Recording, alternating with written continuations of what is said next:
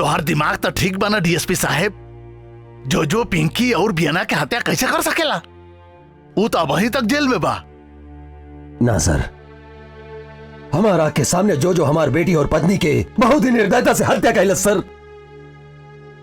हम कहता लग रहा बा सर, हमार पुलिस डिपार्टमेंट में केहू हमार दुश्मन बा और हमार ऊपर षड्यंत्र रच रहा बा सर। डीएसपी साहब, रउआ ऐसन बोल के हमार ऊपर अप्रत्यक्ष रूप से आरोप लगा रहल बानी। काहे कि हमार जेल में जितना कैदी सब बा वो सब हमार निगरानी में बा और हम आपन ड्यूटी ईमानदारी के साथ कर रहल बानी। सर, लागता इनका के हमारे ड्यूटी पे कौनो शक बा। नो डीएसपी। ना सर, ये सब झूठा। जो जरूर हमारे डिपार्टमेंट के धोखा दे रहा बा सर। डीएसपी विजय, तू ऐसा पुलिस ऑफिसर होके ऐसे पागल जैसा बात करवा अच्छा ना लगेला। तू अपने ही पुलिस डिपार्टमेंट के कमजोर बतावे के चाहत बड़ा। ना सर, माफी चाहत है, मगर हमारे पुलिस डिपार्टमेंट में ऐसा सर फेरा सब बा जौन पूरा पुलिस डिपार्टमेंट के खोखला बना रहा बा सर। तू कैसन वाहियात बात कर रहा बड़ा विजय? पुलिस के वर्दी पहन के पुलिस डिपार्टमेंट के ही बदनाम करे के चाहत बड़ा तू? और तो क्या अगर केहू पे शक बा तब बतावा, आखिर कौन हूं जेकर इरादा पूरा पुलिस डिपार्टमेंट के बदनाम करे के बा? एगो बात पक्का बा सर, जौन दिन हम जो से मिलके वो धोखेबाज आदमी के पकड़ लीनी, उस दिन ओकरा के खुद भगवान भी हमसे ना बचा सकेलन सर।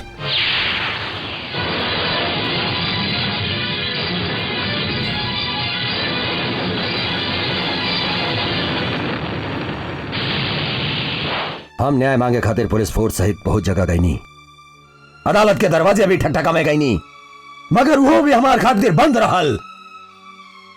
ओकरा बाद हम कहीं न्याय न पाईनी और जब हमके लागल कानून हमके न्याय न दे सकेला ता ओकर मुंह देख के बैठले से कौनो फायदा नहीं के। ओकरा बाद हम इस्तीफा दे देनी और ठान लेनी कि कानून अब हाथ में लेके जो से बदला लेम, और एक दिन हम जो से बदला लेवे खातिर जेल में गई नहीं।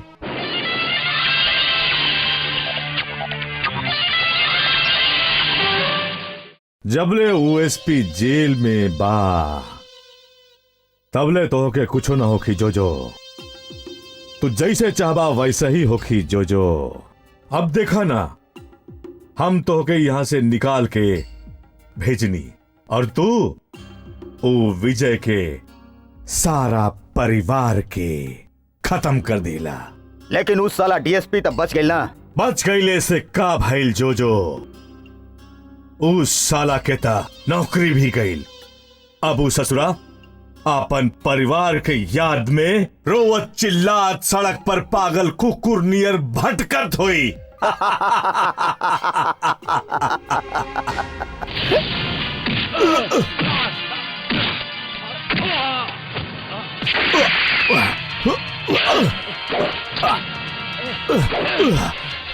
आखिर हमार शक सही निकल। पुलिस डिपार्टमेंट के गद्दार तू ही हवे।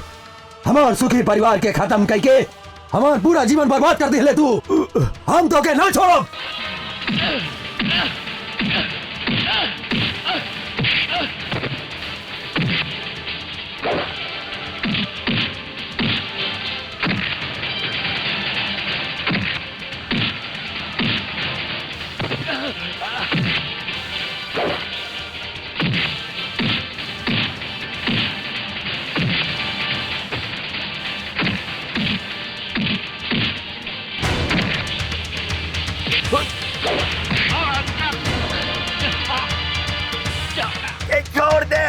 छोड़ दी तो के। अब तू भगवान के भी बुलावा तो भी हम तो के ना छोड़े। तू हत्यारा हुए।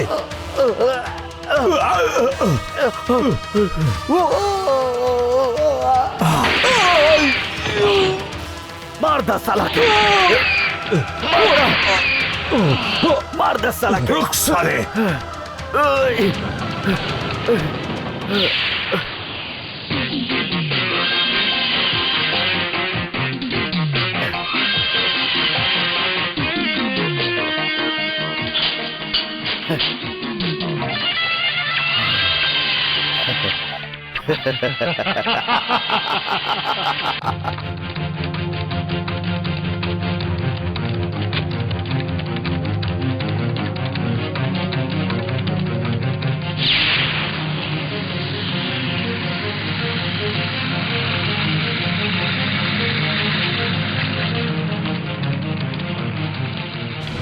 विजय भैया का बहिल का भेल हमके गोली लागल बा। विजय भैया हमार पीछे पुलिस पड़ल बा।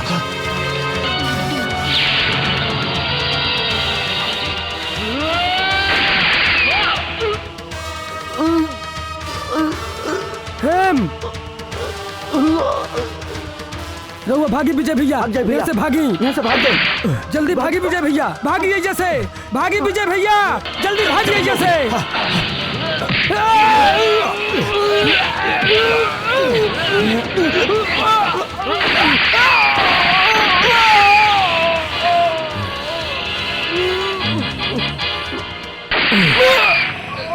कैल साला।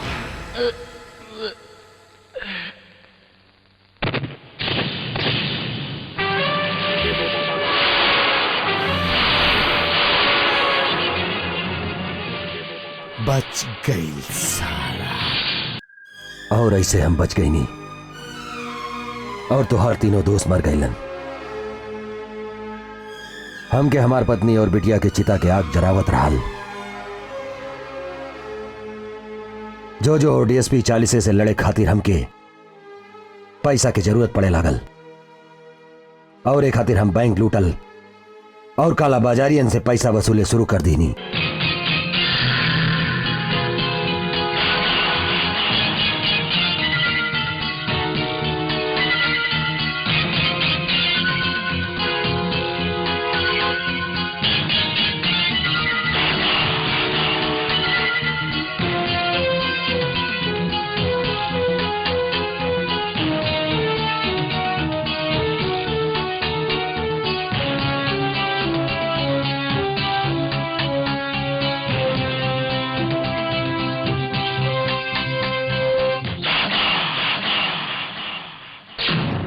और ऐसे हम एक ईमानदार पुलिस ऑफिसर से दादा बन गई नहीं। अब हम तो से एगो सवाल पूछे चाहत हई,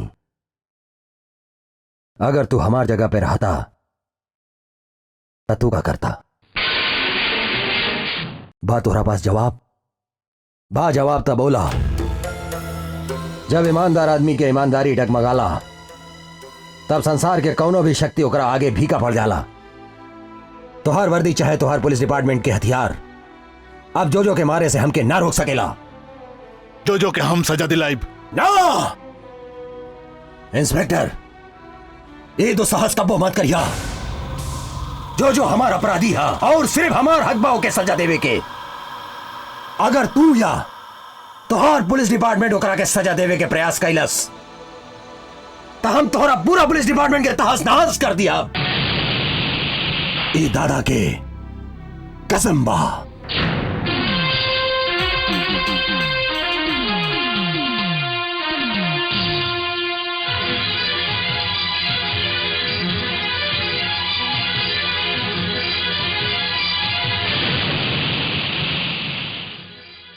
पैसा ना देलस मार दे साला के।